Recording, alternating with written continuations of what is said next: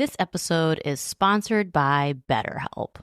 The holidays are over, the decorations are down, and suddenly everything feels a little empty. It's normal to feel the winter blues after the holiday excitement. January, February, and March are by far my least favorite months of the year. It's cold and dark, and I have to get some extra vitamin D on board. I also need to keep my regular scheduled appointments with my therapist.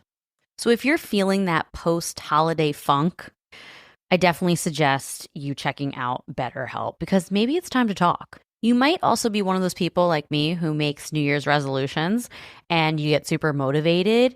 So maybe you need someone behind you to hold you accountable and come up with a plan to meet your goals. BetterHelp is super convenient, totally online. You have a therapist right at your fingertips whenever you need them. So head over to betterhelp.com/wifeofcrime1 to get 10% off your first month. That's betterhelp.com/wifeofcrime1 for 10% off your first month. Hey guys, it's Jess. I just want to let you know that there's definitely a trigger warning for this episode.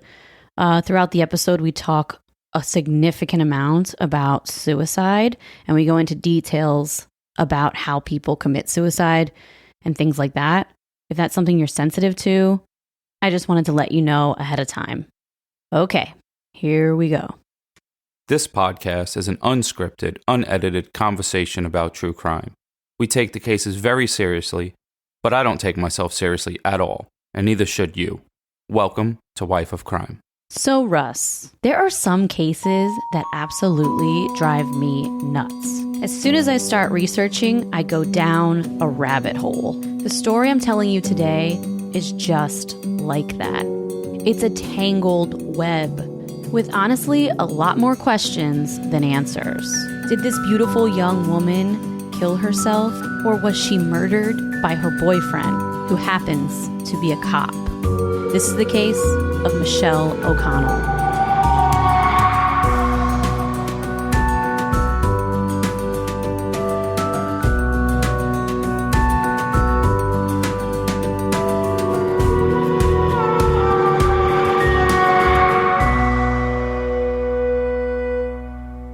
Hello, everyone. Welcome back to Wife of Crime, a true crime podcast where I tell my husband, Russ, true crime cases, and he reacts to them. What's up, folks? What's up? Well, tonight is our last Nick game of the season. Are you excited? Not really. They stink. I want my money back. You're like a real fan because you can just talk shit about them but still love them. Yeah, it's like kind of like only I could talk shit about you, no one else. Yeah, it's one of those things. That's so true. I'm like that with people in my family and with you too. I can talk shit about you, but let someone make a 1-star review about you and I get all offended. Oh, I love the 1-stars. I think they're fucking hilarious. Well, this month for the Patreon, we are covering a documentary that looked super interesting to me. It's called Dead Asleep, and it's on Hulu. It came out last year, and it's about a guy who murders his roommate while he was sleepwalking. And I found that really interesting. So I'm kind of excited to cover it. We'll be doing it this week sometime for all the patrons. So if you're interested in hearing us cover that one, go watch that documentary and then check out the Patreon for that. Yeah, something's a little fishy with that. I haven't watched the documentary yet. We're a little late. Yeah. Something is fishy, but I feel like, people sleepwalk all the time and don't remember what happened while they were sleepwalking. We actually have patrons who commented on it and said that they sleepwalk, one in particular. And so did her mom. It was like a genetic thing. Is that like Waking Up Dead? I guess. I guess so. Maybe. Well, yeah. Which Jess said was never going to be a thing in a podcast. She goes, can you stop saying that? It's never going to be a thing. And now it's on a shirt. It's on a cup. It is. Yeah, it became a thing for sure. It's on a blanket. Hashtag Russ is always right. Hashtag Russ is sometimes right. All right, go ahead and read the patron shout outs. We have a bunch of new ones this week. Thank you guys so much for joining. All right, so this week's patrons are Caitlin, Lauren, Amanda, Liz, Courtney, Alyssa, Kayla, Deborah, Colleen, Melissa, Caitlin, Be Happy, Alicia, Christy, Michelle, Rachel, Leanne, Narita, and Emma. So cheers to you guys. Thanks for rocking out with us Cheers. at the Patron. You read that like extra fast. That was like boom, boom, boom, boom, boom. Well, I think it's because normally I pregame a little before we come to the podcast. I'm like 2 drinks in. Yeah. And my first one was when you started speaking. That's true, yeah. You were just like so fast with that. Oh, so I got I'm getting really good at reading. You are. Good job.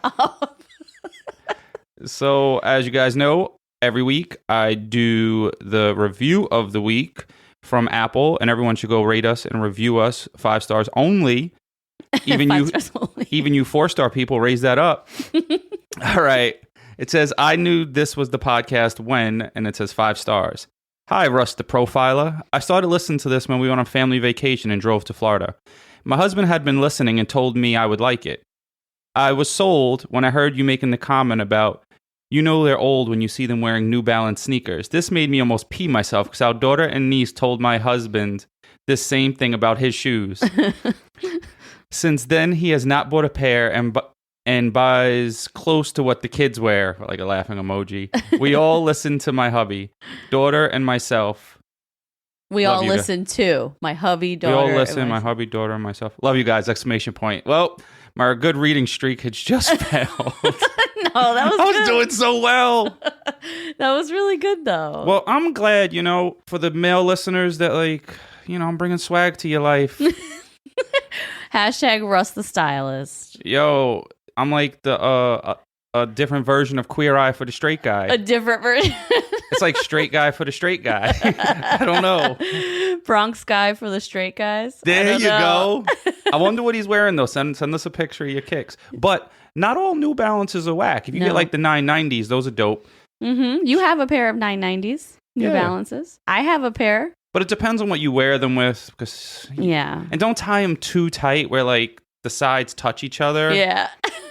And then don't buy the all white ones that like when you mow the grass, you have grass stains on the bottom. No, that's the worst. Yeah. And don't buy your jeans from Costco. But dads do take really good care of their lawns. So it is a signature dad thing to have grass stains on your white New Balances. That's for sure. I don't even know what I would do with a lawn. With a lawn. No. Yeah. I probably would get obsessed like a weirdo. My dad, he went through a period of time where he was obsessed with our lawn. And then one year I got really bad grades. So I had to now take over all the lawn duties. In the summer, I wanted to go to Ocean City, Maryland, and my mom made a deal and she was like, okay, either you don't go to Ocean City, Maryland, and that's your punishment, or you can go to Ocean City with your friends, but the entire summer you have to do all the yard work yourself. So I did that and it was miserable. I guess that's the good thing about having kids. They're like little slaves. It's true. You can like make them do whatever you want. So true. Because they don't pay bills. You got to earn your keep. Yeah, so true. You can't just let them play Call of Duty all day. No, you can't. You got to teach them. I was a slave in my house. We had chores. We had like a chores list and everything. I had to do a lot of chores as a kid. All right. So we got a very doozy of a case. Okay. A doozy. It's really complex. So some cases are incredibly difficult to solve because they boil down to it being one person's word against another. There are multiple sides to every story, but the hard part is like sifting through every perception and finding the truth. The case I have for you today is literally like an onion. Multiple layers and details. When you peel back a layer, there's new information that you find underneath that layer. It's like crazy. And when you cut it, it makes you cry. Yeah, this case definitely could make you cry because there's so much going on here. And it's really sad, honestly. Yeah, you're supposed to cut it and keep your mouth closed from what I heard. Yeah, you are. But you know what's really funny? Jess knows you're supposed to keep your mouth closed when you're cutting onions. But she can never shut up, so her eyes always burn. That is true. It is a life hack, by the way, everybody. When you're cutting onions, do keep your mouth closed, don't talk, and you won't cry. But I end up crying anyway. She can't stop talking. Well, good thing I have a podcast. So when researching this case and all the information and opinions and perceptions related to it, I honestly felt like I was trying to untangle like a super coiled wire right? Like, remember when we had regular headphones and not AirPod Pros, and you had the wires and they always got tangled up, and then you kept pulling on them, and then somehow you pulling on them, it got even more tangled up? It's so weird. You put them in your pocket for 1 second, they be in 37 knots. Yes, and that's what this case felt like to me. It was just like constant stuff. It's a lot.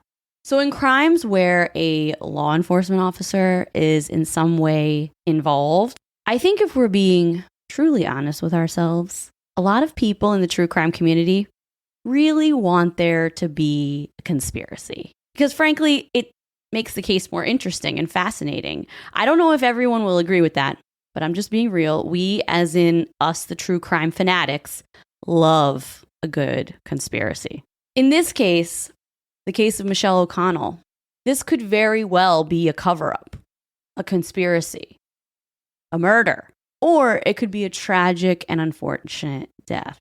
I went into this research incredibly open-minded. I went into it knowing that there are a lot of sources out there, ones that I listened to and watched and read, that really push a cover-up narrative. And I tried as hard as I could to remain unbiased and simply try to decide what I felt like was the truth. So by the end of this, I will tell you in which direction I lean, and I'm curious to hear how you profile this one, Russell. Are you ready? Yep. On September 2nd, 2010, at 11:08 p.m. in St. Augustine, Florida. What year? 2010. Okay. That's the year we met. And this was in... Best year of your life. It is.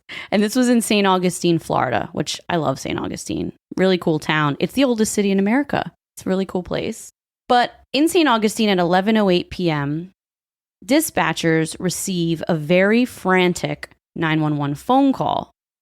Police nearby then receive a notification over the radio of a signal 18, which means someone has been shot, but it involves a person in law enforcement. Since you're totally in the dark about this case, I'm going to play the 911 call and get your initial reaction to it, your initial thoughts. Okay. In this call, you will hear a man frantically saying his girlfriend, 24-year-old Michelle O'Connell, has just shot herself. You will also hear that the man calling is a sheriff's deputy by the name of Jeremy Banks. Ready? Mm-hmm. Okay. 911. Hey, please get someone to my house. It's 4700 Sherlock Place. What's going on? Please, my girlfriend, I think she just shot herself in blood everywhere, please. She what? She shot herself. Please. Okay, please get someone here. Please. Ma'am, I need you to calm down. It's sir. Ma'am, listen to me. It's sir. Listen, hang on. Let me tell you the truth. I'm Deputy Banks with the St. Charles County Sheriff's Office. I work with y'all. Get someone here now. Okay, I need you to calm down then. You know how it goes. What's the address? 4700 Sherlock Place. Okay, what's going on there? Two, my girlfriend just shot herself with my weapon. Please get someone here now. Please. Sir, we're doing that while I'm talking to you. Is she still breathing? No, there's blood coming out of everywhere, please. Okay, so she's not breathing. Call dispatch on TAC 2. Get them here now. Sir, they are on the phone. I need you to calm down. Calm down for me, okay? You don't understand. What's a minute? Clear all we can. Please get someone here. Jeremy. Okay. So that was the phone call. And in the beginning, why are you laughing? It's not funny. He was very upset. Well, you know, he got mad when that 911 operator assumed a gender. He did. He went from high pitch to, "This is Officer Steve." What's his name, Steve? Jeremy. Well, that's something that's really interesting that you bring up, because a lot of people have literally scrutinized this call to death. Okay, like they rip this call apart. And one thing that they do bring up when they rip it apart is that he started off very upset, clearly distraught. I mean, like to the point where his voice was super high pitched because he was super upset and distraught because his girlfriend shot herself. And then when the person kept calling him ma'am, it's like he switched. It's like when you're a kid, right? And they go, So like if you're a little boy, they're like, "Oh, you're a cute little girl." Like, "I'm a boy." Yeah, it's like he switched, and like you would think in the moment, and this is what some people say. I don't necessarily subscribe to this opinion. I'm not going to say what my opinion is yet until later, but some people say that the fact that he cared enough to correct this lady, like, why do you care? Your girlfriend is dead in front of you. Yeah. Why are you focusing on the fact that this lady called you ma'am? Who cares? That's true. Like, why are you even worried about it? And why do you have to correct her? So that's something that a lot of people bring up about it. Another thing that a lot of people bring up that I don't know if you caught, because you do have to hear this call a few times to really start to pick up on certain things, is that there's one point where right after he tells the lady, sir, I'm a sir, he says, let me tell you the truth. And then he says, I'm a sheriff's deputy, Jeremy Banks. I'm one of y'all. That's what he says. But he says, let me tell you the truth, which a lot of people say, why do you say, let me tell you the truth? Were you not telling the truth before you said, let me tell you the truth? Yeah. Like, well, he planned on sticking to that story of her shooting herself. Was he on duty when this happened? No. I'm going to tell you the whole story of how it went down. Or how they say it went down. How he says it went down. No, he was at home. They're in his home. Well, they live together in his home. Yeah. So, yeah, that call has been, like I said, scrutinized a lot. And people tear it apart. But one thing that we've talked about before many times is like, you can't really go off a 911 phone call to like judge people. You know what I mean? Like in the heat of the moment. I mean, we've heard other calls from men who are distraught and their voices are higher. Like when you guys get upset and if you're sad and crazy, like if I'm laying here next to you dead, you're going to be like, oh my God, like you're going to freak out. No one knows how they're going to react in that situation. Exactly. So tearing apart a 911 call, which a lot of people have done in this case, I feel like is a little unfair. That reminds me of like how like if you're laughing at a joke and then you turn around, it wasn't funny, you just make your face real straight. Like he was what like does? The way he acted, like if you tell a joke like haha, and then you turn around, you just make your face straight, like yeah, it's laugh that stupid ass joke. yeah. So like he just turned off the crying with a switch, and if you're really distraught, can you really turn that off and start talking like freaking Mr. T? Like, he kind of went up and down because he was really distraught. Then he kind of turned it off and was like, okay, let me tell you the truth. I'm the so-and-so. But then he kind of went back to the high pitched thing. He's like, get someone here now. Because the lady kept saying, calm down. Which like, when I'm upset, please don't tell me to calm down. That's like the worst thing you can say to someone when they're upset is calm down. Yeah. It's so insulting. Yeah, don't ever tell me what to do.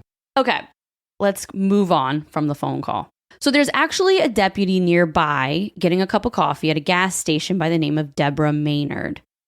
When the Signal 18 came over her radio, she and her partner immediately ran out of the gas station, jumped in their vehicles, and rushed to the scene, right? Because they were close by. Mm-hmm.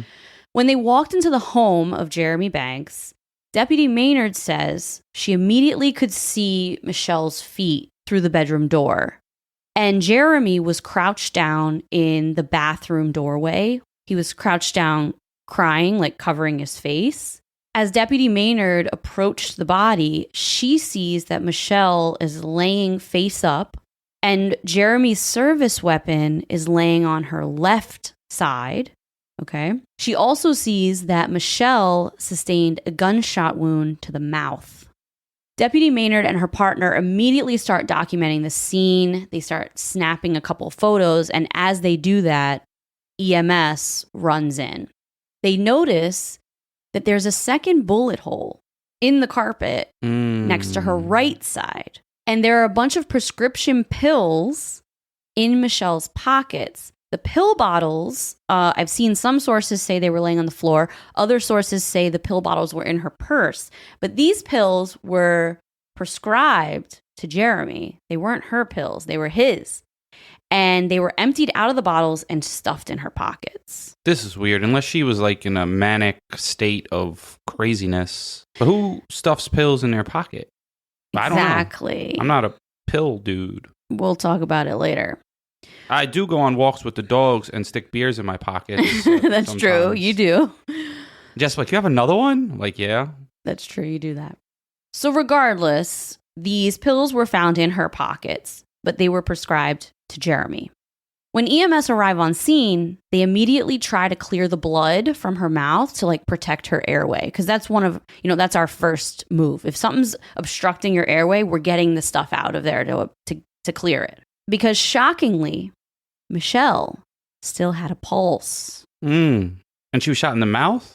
Yes. So after working on her for close to 30 minutes, Michelle was finally pronounced dead at 11:48 p.m.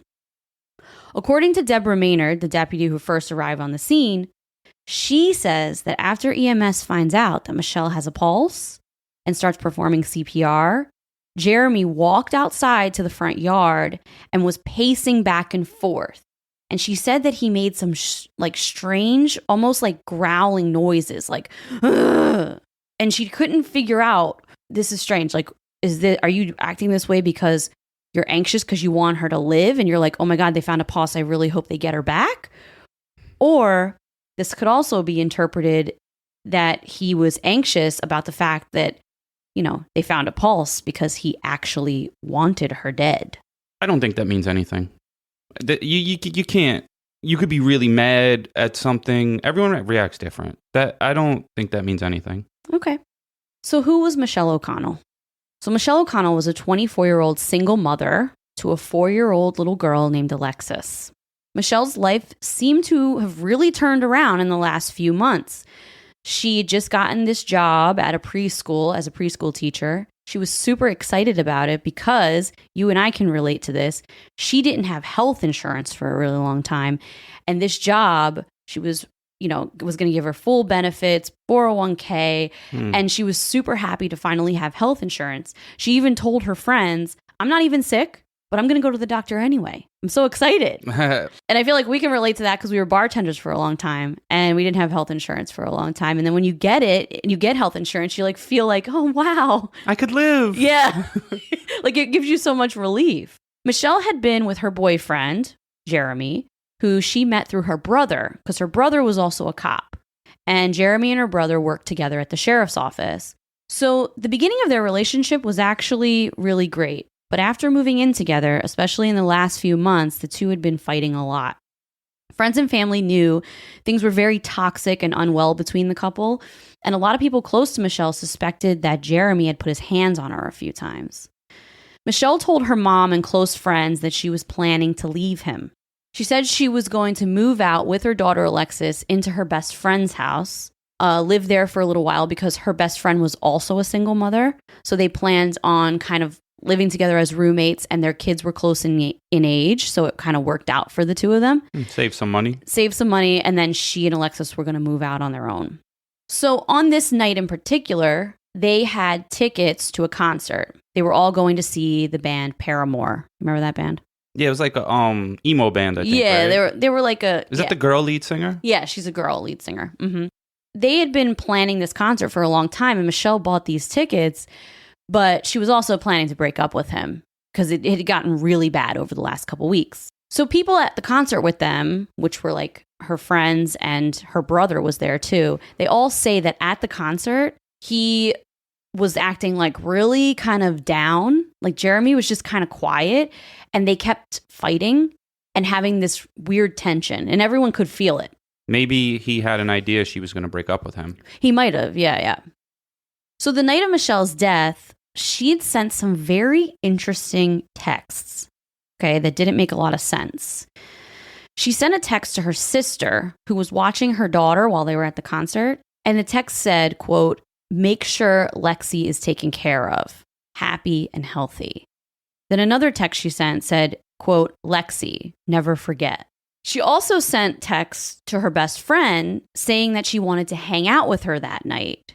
So she told her best friend, "We need to go out tonight after the concert. I'm planning to break up with Jeremy. I'm going to need a drink after this. So I'll meet up with you after I break up with him." It's probably better if you just dip. How long were they together? A little over a year. Oh, so it was kind of newish. But they lived together. And she had a daughter, so it was kind of like this pretty quick situation, I feel like. They moved in together fast. He was a part of her daughter's life. So then she sent a text to her sister again after they were leaving the concert and said, quote, I'm on my way, insinuating that she was about to leave and come pick up her daughter, Lexi. She also called her mom and left a voicemail about breakfast plans that they had the next morning, confirming the time that they were going to meet up. So the two messages that say, make sure Lexi is taken care of, happy and healthy, Lexi, never forget, that very much sounds like text that you'd get from someone who's planning to kill themselves. Well, yeah, something's up. Yeah, or planning, not planning to take care of their daughter anymore. A lot of people point to those messages as indicative of she was planning something.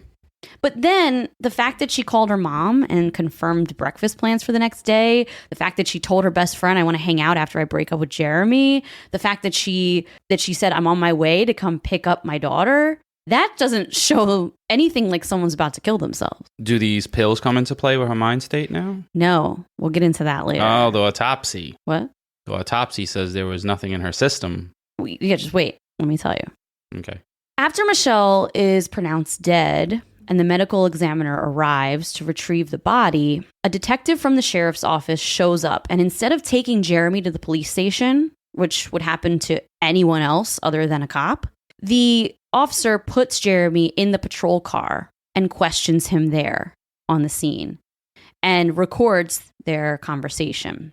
This is how the whole night played out according to Jeremy and the interview. I listened to the whole interview. I'm not going to play it. I'm just going to give you a summary because it's pretty long, to be honest. So the couple went to the concert earlier in the evening with Michelle's brother and mutual friends.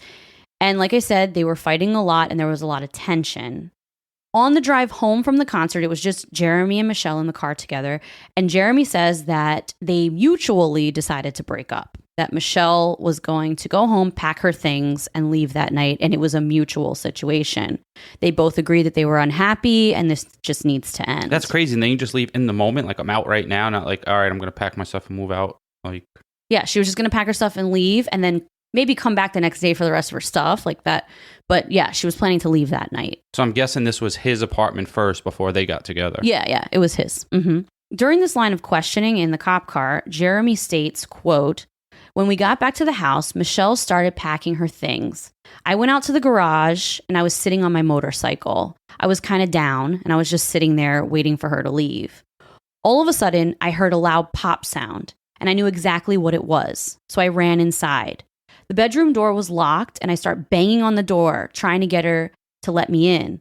But then I hear a second pop. So I bust the door in and I see Michelle lying on the floor. I immediately grabbed her hand and then called 911. So by the following morning, the sheriff's office had pretty much concluded Michelle's death to be a suicide. But how could you do that without any science? You got to relax, bro. Dexter got to come in there, do a blood splatter analysis. Yes, and it's blood spatter. Oh, that's right. But yes, you're totally right. So see, I have good ideas, but I don't always know the words. No, you're totally right. DNA shop's going to pull up because, we outsourced a few blood spatter dudes now. Mm-hmm. That's their technical term, dudes. Blood spatter dudes, yep. Well, they were pretty much just going by what Jeremy said, But this is a cop. He says this is what happened. She's shot in the mouth. She's laying there. And they just kind of went with his narrative. If it was anyone else, they'd be locked up. I know. So the autopsy confirmed the manner of death as a suicide, okay? But you know why anybody else would be locked up? Because in this country, it always says innocent until proven guilty. But it's really guilty until proven innocent. Absolutely. Because it seems like in most circumstances, you get locked up before... if it's a murder before the sentencing, before the trial. And you stay in jail during the trial. So that's guilty until proven innocent in my book. No, it definitely is. And in this situation, they collected forensic evidence, but they didn't send it away. But, it doesn't even matter because he's all over her. You know what I mean? They live in the same house. Your DNA is all over the place. Well, let me explain everything they found, and you'll find some of the things quite surprising, actually. So, like I said, the autopsy confirmed the manner of death as a suicide, and the case was all but closed. But this is nuts to me and so many other people because every death should be investigated like it is possibly a homicide before concluding that it's a suicide. Well, I think so. Because just because you are a cop doesn't mean you shouldn't be investigated. Not even a cop. just your particular job doesn't make you better than someone else. Yeah, absolutely. So you need to be investigated just like anyone else. And I think anytime there's a death, whether it's a cop involved or not, they should treat it as a homicide first. Completely check that off the list. They just shouldn't go off the word of the only other person there. So the O'Connell family was very upset by this, and they kept trying to talk to the detectives at the sheriff's office, and they begged to be heard. And, you know, Michelle's mom worked at the sheriff's office too. Oh, shit. And so did her brother, who was also a cop. Oh, that's right. And they went to the concert with him and everything. So they said to the sheriff, they said, can we please have an interview with one of the detectives? We need to tell you some details about their relationship. And we need to tell you, like, what's been going on in her life, why this can't be a suicide. But no one would listen. It was like they were just screaming into the wind. So Deputy Maynard, who was the first one on the scene, went to Michelle's brother's house to tell him the news, right? So it was her job to tell Scott, Michelle's brother, that his sister was dead. That his coworker killed his sister. I wonder if he... Wait. So you can't go there yet. There's a whole lot of stuff we're going to find out. You can't assume he killed her. Right now, we don't know, is it a suicide or a homicide? Well, yeah, I'm not assuming yet, but a little bit. but I'm just saying that he knows something, and I wonder if the brother introduced them. They did. Yeah, he did. Oh. He was the reason they started dating. I'm going to have to pop his ass. So Deputy Maynard, who was the first one on the scene, went to Michelle's brother's house to tell him the news. As soon as she told him, he grabbed his gun and his keys, and he handed them to Deputy Maynard, and he said, you need to get these away from me. Her brother did not assume suicide at all. He automatically assumed that Jeremy killed his sister. I don't blame him. The O'Connell family asked the sheriff's office if they could come in and be interviewed about Michelle, like I said, about her life. They said no. They placed Jeremy on administrative leave, and that was that. Crime scene investigators collected fingerprints, DNA swabs, took tons of photos, but nothing was tested. Jeremy wasn't brought into the precinct. Normally, if you're suspected or involved in someone who died in front of you, like, and you could be a suspect in a homicide, you come to the precinct, you strip naked, they take pictures of your body. You strip naked? I didn't know that. Yeah, they take all your clothes off. They take pictures of your body. You get your fingerprints taken. Like, you get questioned. Oh. I never committed a homicide, so I don't know. Yeah, exactly. But none of this happened. Literally nothing. So these are the questions that Michelle's family and friends have after the sheriff's office concluded this case was a suicide.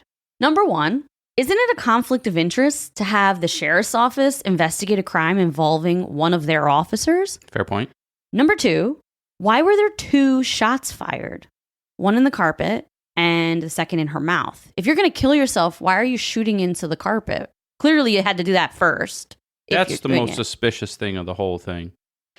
Number 3, if Michelle is right-handed, why would the gun be laying next to her left hand?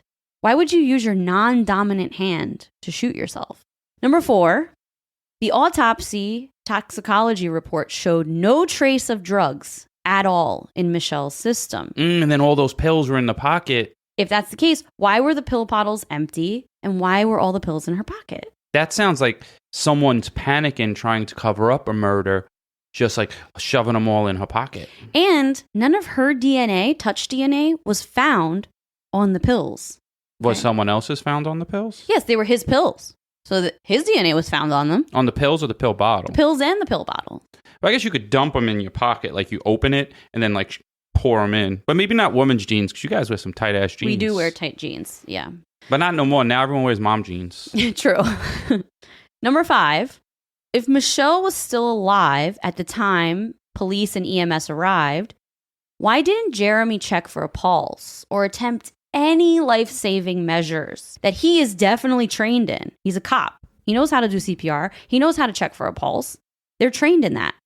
Why wouldn't he do that? Now, I don't know. If someone's shot in the face, you just assume they're dead. I guess, but she wasn't shot through the brain. She was shot in her mouth and it severed her C-spine. So like... Wait, so if someone killed her, that means they put the gun in her mouth?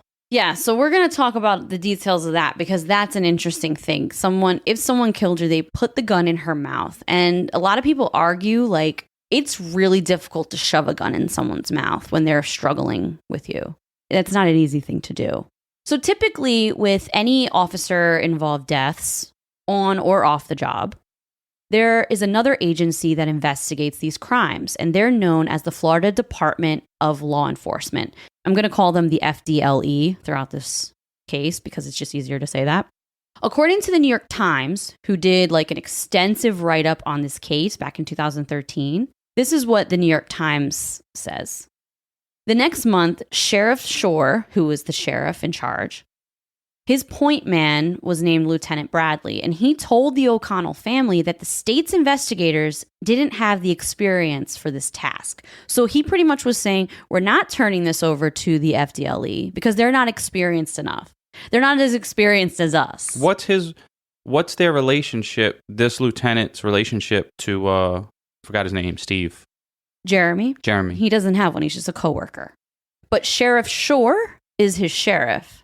And do they have any relationship before this? Interesting that you bring that up because apparently, according to a lot of people, Sheriff Shore knew his father. And was he a cop? Yes. According to Sheriff Shore, though, he didn't know that Jeremy Banks was his father's son. Like, he didn't realize the relationship until Jeremy already worked for the sheriff's office. Yes, but now that you knew before the murder happened. Yeah, he knew. Right now we'll say the death.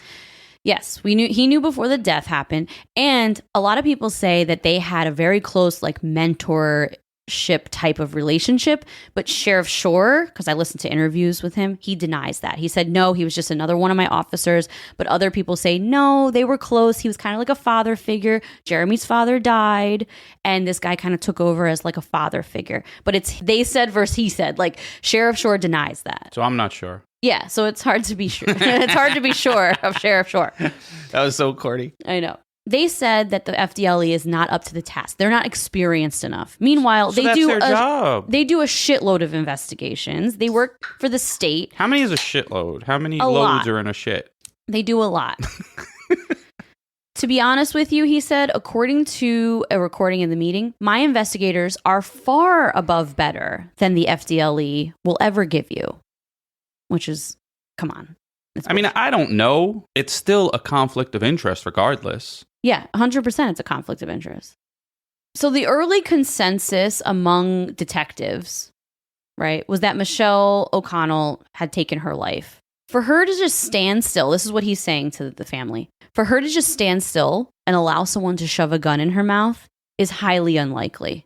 And so they believed this had to be a suicide because that's not possible. Another fair point. You won't just stand still and let someone shove a gun in your mouth and shoot you. I don't know. If you're scared, maybe you don't think that person... I don't know. It's a hard thing. They were making up so many reasons not to investigate this crime any further. Sheriff Shore was very defensive over Jeremy and was confident that this was a suicide. So confident that he didn't even give the FDLE a chance to look at the case. He wouldn't even let them look at the crime scene photos. Nothing. But this is really interesting, and this is like a shout out to all of us true crime people.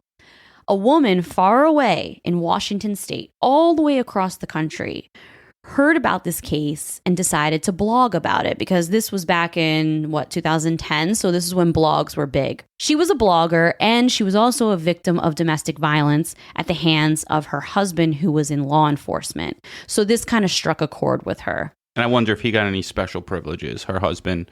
Yeah, I don't know. But she had this blog, and she wrote under the alias Cloud Writer. She wrote a whole blog post about Michelle's death, and the blog gained a ton of attention and actually gave people all over the country awareness about the case. And as a result of the blog and the buzz that it was creating, the sheriff's office reluctantly decided to turn the case over to the FDLE. So all that time they were like, no, we're not doing it. But 4 months later, after this lady wrote this blog all the way out in Washington State and people started talking about it online, the sheriff was like, oh shit, it's creating a buzz. Now everyone's going to talk about this conflict of interest. Let me just turn it over to them and let them investigate it. That's what's crazy is because there's power in numbers. Like, if people think they can sweep something under the rug, they will. But once it's exposed, It's true. You got to expose these hoes. It's true. So the FDLE interviewed family and neighbors. Michelle's sister told them that the two had gone to lunch earlier that day. And Michelle told her sister, I'm planning to leave Jeremy, but I'm scared. He has been violent in the past. Her sister asked why she never reported it, and she said she was too scared to report it because she didn't want to cause problems for her brother and her mother who work at the sheriff's office. But now, how could he cause them problems? Well, I guess even she felt it's just like awkward. like she felt like reporting it would just look bad on her family who works there. So the FDLE interviewed 2 neighbors who stated that the night of Michelle's death, they heard 2 gunshots and a woman screaming for help. The 2 women were interviewed separately and gave nearly identical stories, and they even passed a polygraph. They also submitted all the physical evidence that was collected, the DNA, everything. They found no trace of Jeremy's DNA on his own service weapon. None of his DNA was on his service weapon? How? It's his service weapon. He used it on his shift the night before. How is no DNA from him found on the service weapon? Was her DNA on it? Yes. So it making it sound like he might have cleaned it off and then put it in her hands? Yes. So it was insinuated that he possibly wiped it clean. Because of this new information, the medical examiner on the case, who originally said the manner of death was suicide, he changed it to a homicide. So when they interviewed those neighbors and the neighbors said, no, I heard this lady screaming. I heard 2 gunshots and she was screaming. He changed it to a homicide, but he never officially filed it. So I have Why? a question. If you're covering something up, shouldn't you get in trouble? Isn't that like obstruction of justice? Yes, but they can't be sure that he covered anything up yet. All right. There's no proof. Not yet. There's no proof that he covered anything up. The FDLE also interviewed Deputy Maynard. This was the first deputy on the scene. Remember this lady? And she's also the one that told Scott that his sister was dead. Yeah. At this point, she was very suspicious of the suicide ruling and stated many weird observations she made. She said that Jeremy smelled like he'd just gotten out of the shower when she arrived. She also said that the way he was acting didn't sit right with her, like when he was outside pacing and growling, and then he started punching a cop car while they were giving her CPR. Maybe he didn't even really feel like that, but he felt like that's what people would want him to act like, that it was all an act. You mean him being angry? Yeah. Oh, like he was putting on a show? Yeah, he's putting on a show. Possibly. But all in all, Deputy Maynard was like, this isn't right to me. This feels weird. Her gut instincts weren't feeling it. But she was fired from the sheriff's office a few months after this because she states the sheriff asked her to lie about a separate case, like something totally unrelated, and she refused to lie. And so the sheriff's office fired her. So they are known liars. Yeah, well, that's what she was saying. So a local state attorney was put on the case by the name of R.J. Lariza, who started examining the crime scene photos again and noticed that Michelle looked like she had a broken tooth in one of the photos. But it wasn't documented in the medical examiner's chart, which, like, that's their job, right? Their job is to look at the body and literally document every single solitary thing, even like a tiny little scratch, a tiny little abrasion, rug burn, anything they have to document. And this broken tooth wasn't documented. And so he confronted the medical examiner, and the medical examiner said, honestly, I didn't document the mouth very well, which is super weird because she got shot in the mouth. Like, how would you not document the mouth very well? So that makes it seem like possibly a gun could have chipped her tooth. Yeah. So what were you documenting then? Her feet when she got shot in the head? Exactly. It's really weird and fishy. So they were like, this dude's got to go. Clearly, he's a terrible medical examiner. He's got to go. We got to get a new one on the case. Yeah, you're fired.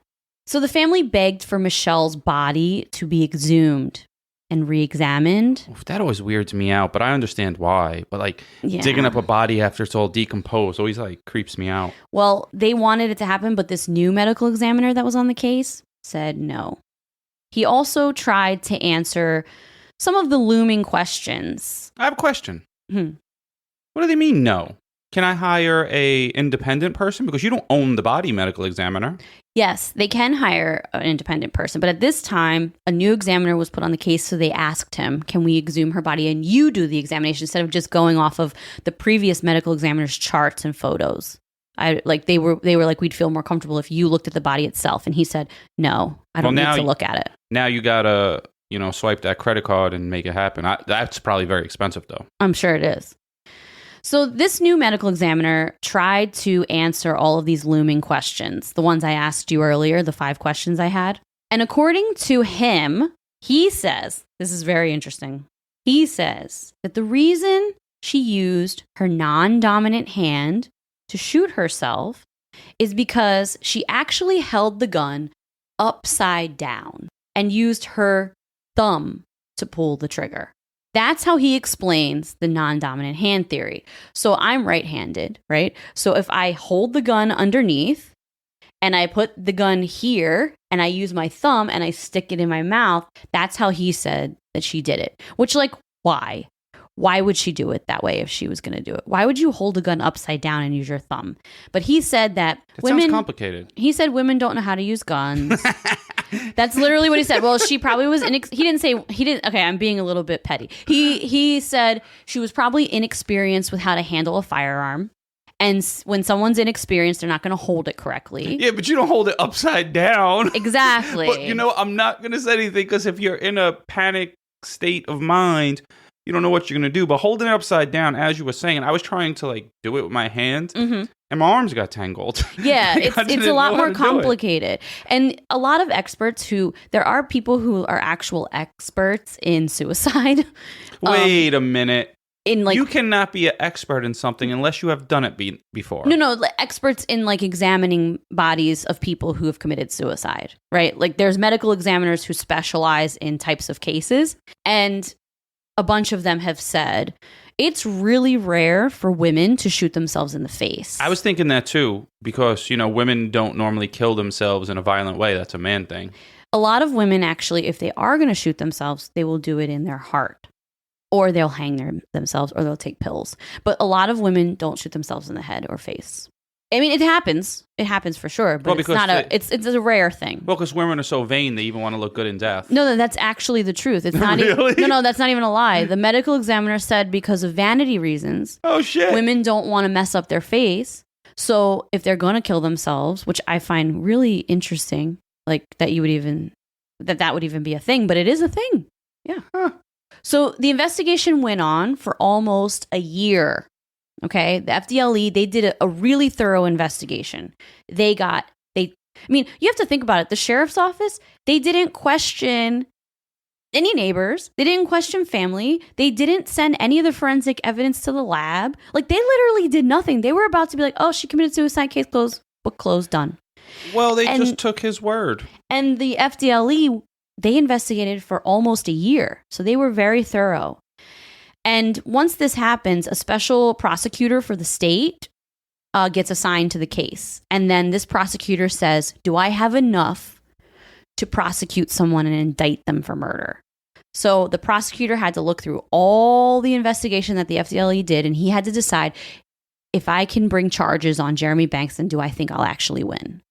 And so in March of 2012, the family was pulled into a conference room in the St. Augustine courthouse where they were told that the state will not be pursuing charges in the case, and it was now officially closed. Bruh, I've seen people convicted with way less evidence. I know. You guys already know because we have been talking about them for a while now. Via Hemp is by far one of our favorite sponsors we've ever had, okay? We use their products all the time. Maybe you're a little like me. You're a little anxious. You have a hard time settling down. You're kind of wound up a lot. If that's you, Via Hemp products are for you. Check out their website. You will find something that speaks to you.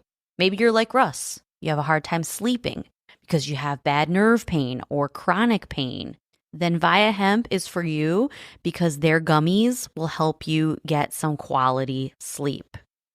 Maybe you're looking to have a really good time. Maybe you just really like edibles. You want to laugh. You want to get the munchies. You want to watch a movie and have a really strong belly laugh.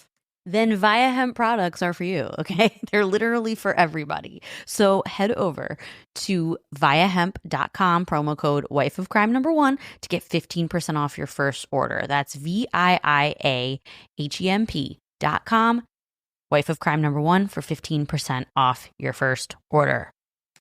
Last year, Save More Money was the most popular New Year's resolution in America. Clearly, a lot of us feel like our money is slipping through our fingers. Well, I don't know about you, but I'm not the best saver, and I don't know much about investing until I started saving and investing with Acorns. Turns out you don't have to be an expert at all because Acorns will recommend a diversified portfolio that fits you and your money goals. And I always thought that when people say, ooh, I invest in stocks, that they had a ton of money or something. Well, you don't need to be rich. Acorns lets you invest with the spare money you've got right now. You can literally start with $5. And you know you guys are spending that at Starbucks on these fancy lattes. So skip the coffee and invest with Acorns. You don't even need a ton of time. Like you can just sign up and start investing within 5 minutes. Head over to acorns.com/wifeofcrime or download the Acorns app to start saving and investing for your future today. That's acorns.com/wifeofcrime. So Michelle's brother, Scott, the one that hooked the two of them up and is a cop, he completely flipped out, lost his shit after the special prosecutor told him they weren't pressing charges. He threatened to bomb or go shoot up the sheriff's office. Like, he was really upset. I don't blame him. Go shoot the dude. Well, as a result of these threats during the meeting, he was fired. Wow. From the sheriff's office. Yeah, but now that really gives him nothing to lose. It's true. Jeremy was taken off of administrative leave, placed back on duty as a St. Augustine sheriff's deputy. Back on duty. So the sheriff stays incredibly outspoken and supportive of Jeremy Banks, even to this day. And he says, why would I take such a firm stance and risk my career and my reputation as sheriff if I wasn't 100% sure that Jeremy is innocent? And to be honest with you, I actually kind of feel that. I feel like, why would he risk his reputation if he wasn't convinced that Jeremy was innocent? I'm not saying that Jeremy is innocent, but why would he risk his career, his reputation, and all that if he wasn't truly convinced of that fact? Sometimes I feel like some of these higher up officers feel invincible. Like nothing can touch them. But if he's a good officer, then I do understand why he would say that. But he's also just going off of his word, which is kind of how I predict cases. Like it's just off of a gut feeling. So you think that Sheriff Shores just has a gut feeling about Jeremy and he's going with it? Yeah, he knows nothing besides what he told him. Yeah. And that's a fact, whether you agree with me or not. But he only knows what he told him. I mean, he sees the facts of the woman dead and shot in the face. And he's basing this, I guess it's not just off of his word. But like, is he asking Jeremy, why is that bullet in the floor? He says, Sheriff Shore says that the text messages that she sent were kind of like a suicide note, like her version of a suicide note. So that's kind of his way of explaining how it is a suicide, that she said, take care of my daughter or whatever. Where was Jeremy when she shot herself? What was he doing? He was in the garage sitting on his motorcycle waiting for her to leave. So Sheriff Shore also says that he believes that it was a suicide because he believes that she held the gun upside down. He believes the medical examiner's theory on that.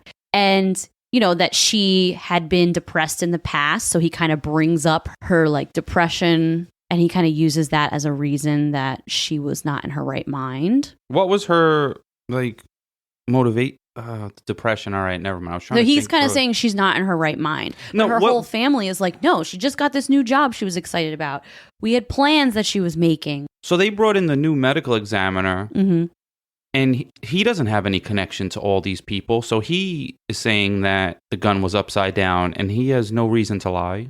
We don't really know what his connection is. No one knows if he is a connection or if he has no connection. Like, no one knows. I'm going to hit up my Florida Connects and I'll find out. Because Sheriff Shore is the sheriff. We don't have that here because we have NYPD.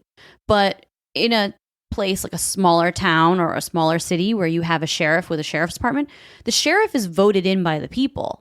And they are the top guy. There's no one above a sheriff. So you could lose your job. Town. Like in New York, you just keep your job forever. Like above the sheriff is like the governor of the state.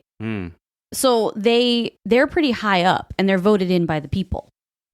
So they have a lot of pull, to be honest.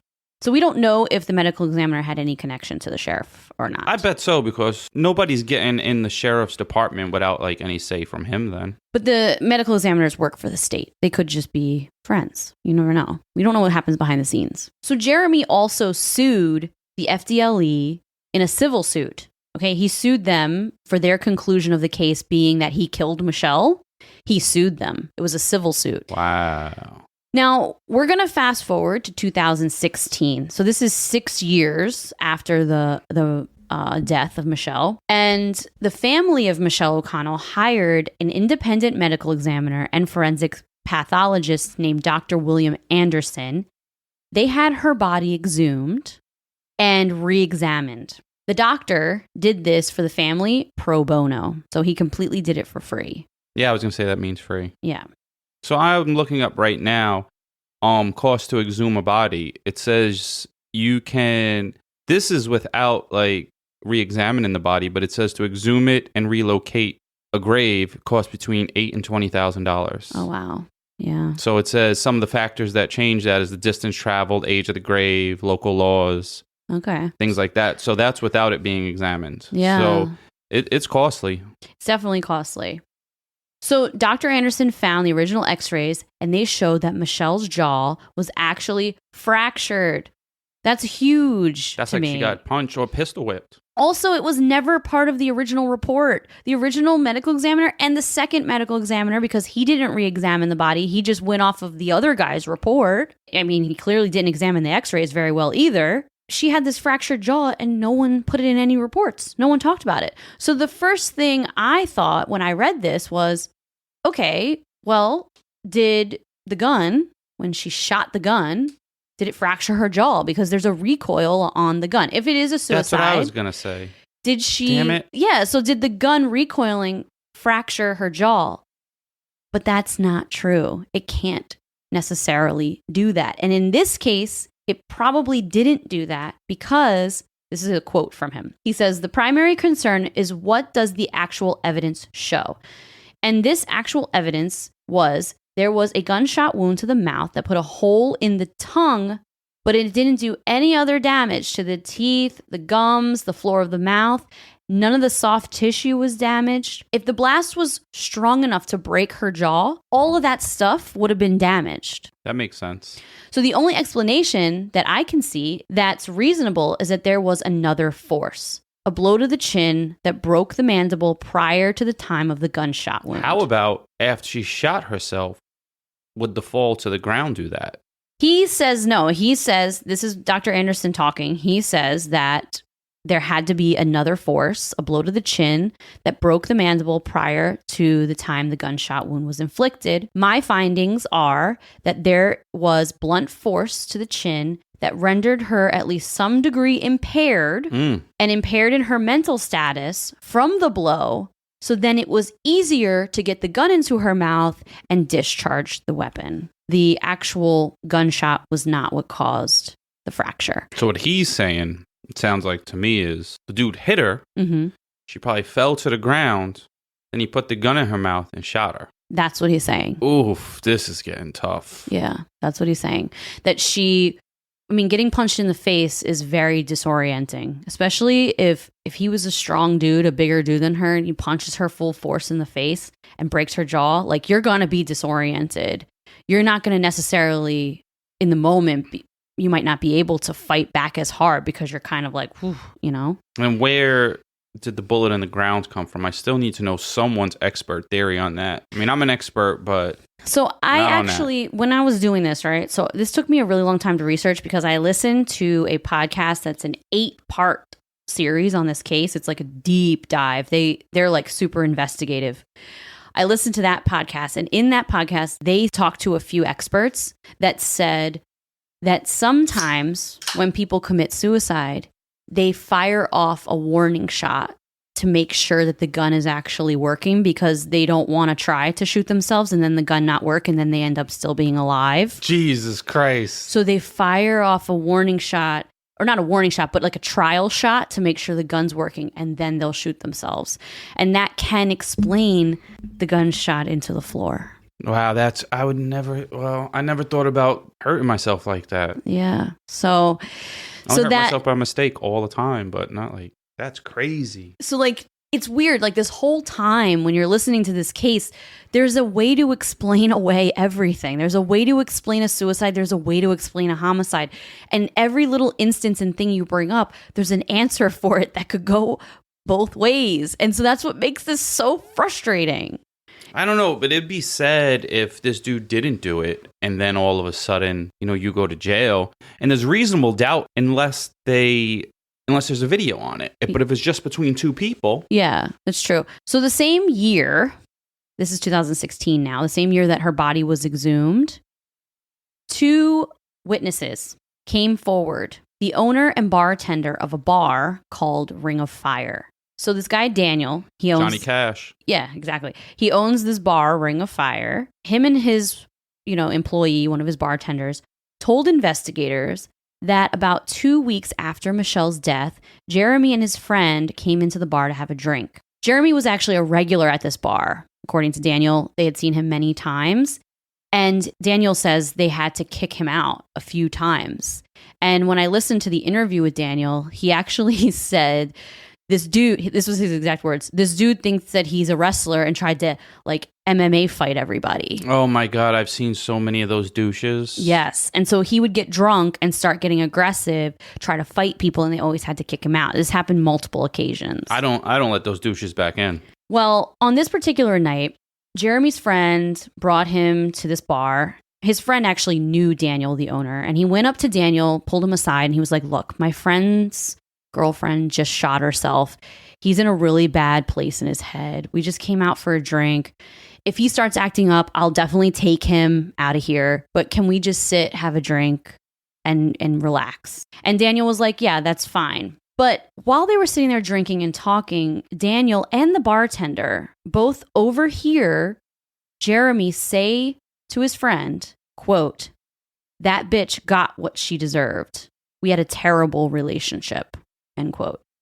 So this stuck out to Daniel because he was like, whoa, his girlfriend just killed herself 2 weeks ago. And he was referring to her as a bitch. Like, this bitch got what she deserved. Like, that sounds very harsh and aggressive for someone that just killed themselves. It sounds like he's just a terrible person in general. Whether or not he killed her, he sounds like a piece of shit. And he's still alive, so don't shoot me, dude. Yeah, he's still alive. I just guessed that. Daniel definitely was weirded out by this, and so was the bartender. So they went to investigators and told them this, but then, of course, investigators had to follow up, and they had to talk to Jeremy and his friend, and Jeremy and his friend both denied that Jeremy ever said that. So now this is another instance of their word against their word. And the bartender has zero reason to lie. He has nothing and the bar owner to gain. Yeah. The bar owner, whoever's there, has no benefit from this. Well, since it was kind of hearsay and unable to substantiate, nothing ever came of this, right? So like they couldn't even investigate it. So in spring of 2018, a judge found that the FDLE had probable cause to arrest Jeremy and charge him with homicide. But they never did because the state prosecutor didn't do it. But the judge who was in charge of that civil suit where he was suing the FDLE, he dismissed the charges because he was like, they have enough evidence to convict you of a homicide. You're not suing them in a civil suit. Get the fuck out of here. And he dismissed the case. Yeah, that makes sense because it sounds like your dumbass shouldn't have brought any more attention to this case because you got off scot-free, you dumb fuck. Yeah, that's kind of what that's kind of what the judge was saying. Judge Russ in the house, baby. Hashtag vote for Russ. Peace for us. After Jeremy's civil suit was dismissed, the O'Connell family pushed the governor of Florida, who was, at the time was Governor Rick Scott, to assign a new special prosecutor to Michelle's case. Like they pushed him to say, can you put a new special prosecutor on the case and see if he has enough or he feels like he could win if he prosecutes Jeremy. What's a special prosecutor? I don't understand. Okay, Better than the other one? I don't know why they're called special prosecutors, to be honest. I bet we have lawyer people and people that will write in and tell me why, because I don't know. But they're a prosecutor for the state. So how I'm going to take it, it's just a special circumstance. I guess, yeah. And maybe you guys have more information about that. I probably could Google it right now. Well, I know, and we know, that people will wrong us on the internet very fast. Yeah, that's true. And if you wrong us... You mean correct us when you say that? Yeah, like, don't wrong me. I'll wrong you. It's funny you call it wrong you. Yeah, they always want to wrong me. And you know what? I just make shit up. So, joke's on you. I'm making you do research. Half the time he does just make shit up off the top of his head. But it's usually right. So anyway, they asked the governor at the time. The family asked the governor, can we now get a different special prosecutor to see if we can bring charges against Jeremy? And Governor Rick Scott didn't do it before his term ended. So nothing came of it. Now, if that wasn't enough, there's a whole other part of the story that is extremely eerie and brings another layer to this complicated case. Kind of a whole nother story. Are you ready?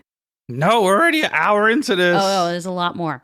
In the same year, 2018, a man by the name of Eli Washtalk contacted Michelle's mom, Patty O'Connell. He called her and he said, listen, I heard about your daughter's case on TV. It really struck a chord with me. And I kind of got obsessed. And I've been investigating it on my own. He's just an auto body mechanic. But something stuck out in this case that really spoke to him. And he invested a ton of money hiring PIs, experts, blood spatter experts, all these different people to investigate this crime with him. He's like, don't fuck with cats to the extreme.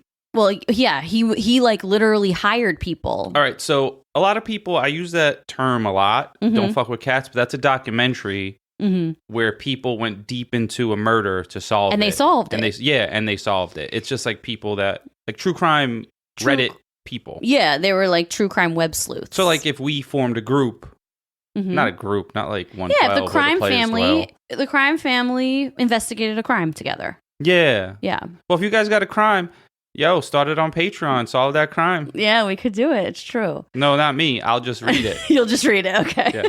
So Eli Washtalk, he heard this case on TV. He got a little obsessive about it. He started slowly like researching it. Then he started seeing all these problems, all these questions that we all have about it. But he's like, no, I think I could find answers. So let me hire this person. Brought a person in, got answers about this, that, and really went deep. He ended up having a binder, a 3-inch binder, completely full with documents about the case. He submitted FOIL requests to the sheriff's department and got the police discovery, the autopsy report. He got all of that and was able to look through it, and he hired experts to review it. One thing he even did that was like super deep is he got the records for the water bill. So remember how I told you that Deputy Maynard said that Jeremy smelled like he just got out of the shower? Yeah. Which wouldn't be weird because... Because I live there. No, it would be weird because apparently they had just gotten home from the concert, like right then, and then this happened. It just would be weird that he would take a shower that time. I don't know about that. You might be reaching, but go ahead. Well, Eli... It could be weird because he's washing the blood off himself or something like that, I understand. But it's not weird when I get home from a place, take a shower, and go to bed. That is true. But Eli wanted to see if he actually did take a shower. So he got the records from the water company on an hour-by-hour basis to see if the water usage went up between the times of when Michelle would have been shot and before the 911 call. Like, that's how deep he went. I didn't know that was possible, like hour by hour.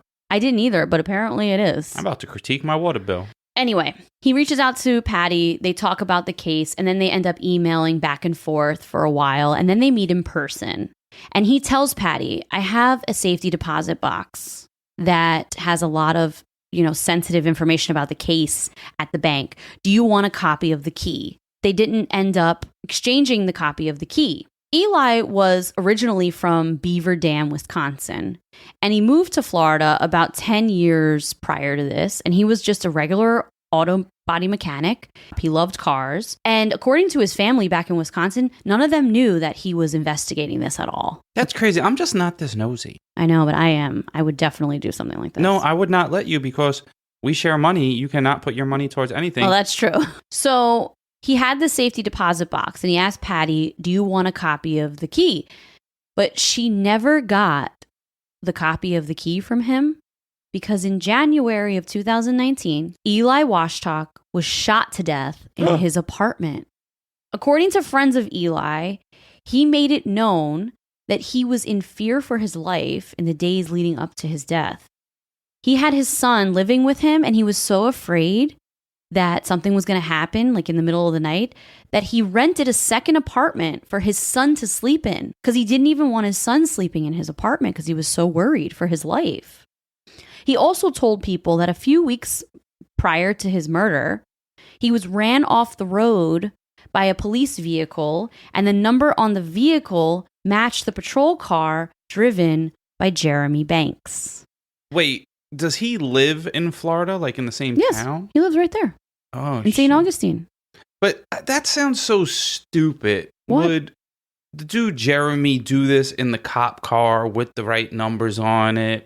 That sounds... But he also is a hothead who tries to fight people in bar. If you're like one of those bar fighting dudes, you're the biggest corn in the world. Yeah. So it is plausible that if he got that upset in the moment, he could have done that.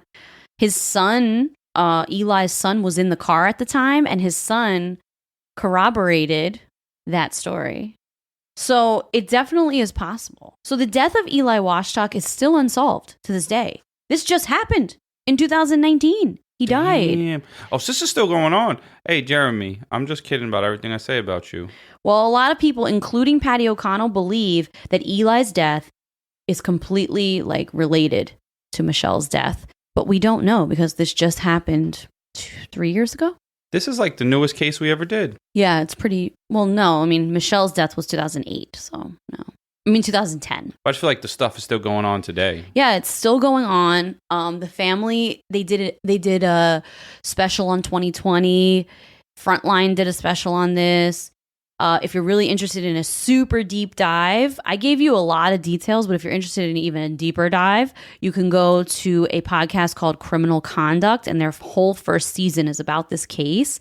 These two guys actually go down to Florida. They interview Michelle's friends, sister's family. They interview police. They got a blood spatter expert that talks about how the pictures of Jeremy at the night of this at the crime scene, there is Michelle's blood on his shirt.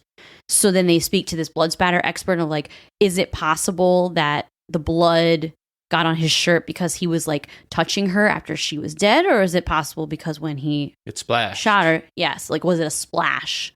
There's a whole lot of info. So if you're interested in a deep dive, definitely check that out. But this case is still ongoing. Jeremy still lives in St. Augustine. He still works for the sheriff's department. He's still a sheriff's deputy, working right now as we speak. He might even be listening to this. And yeah, that's what's happening. And the town in St. Augustine, there are a ton of people who hate him to the point where there's one lady that lives on his block, apparently, that walks by his house every day because she's a Wiccan, and she does curses on him. She puts the evil finger on him. She does. So it's kind of weird. That, I mean, if it were me, to be honest, if I was in his position, I would have moved out of St. Augustine. I would live in a different place. But he's so adamant about his innocence. And he says, no, I'm not leaving. He's Wolf of Wall Streeting everyone. I'm not fucking leaving. And he's still working at that place and everything. I made you smile. Well, yeah, 'cause you use my lines that I use that used to make you uncomfortable. You're don't say fucking... it's getting so you're turning into me. Oh no, it sounds crazy that he's still there, but I mean, if he did it, he's an arrogant motherfucker. But if he didn't do it, then I don't blame him for staying, but I probably would still leave. I'm like, I don't want to be no damn deputy. I'm out of here. Yeah. So it's very interesting. This case really had me going back and forth. I'm not going to lie, because when you really deep dive into it, there is a way to explain away everything. Whenever you bring up any point, you could say, oh, this could be a suicide and this could be a homicide. My personal opinion, after everything, I am leaning more towards it being a homicide. All the facts that you gave seem like he did it. Yeah, like I'm leaning more in that direction because my main sticking points are it's really rare for someone to hold a gun upside down when they shoot themselves. And it's really hard to shoot a gun. Like when you think about when you shoot a gun, there is like a recoil on a gun and it's a lot. Like, have you ever shot a gun before? When it recoils, you have to have some wrist strength. So if you're using your non-dominant hand to shoot a gun, I feel like that would be really difficult.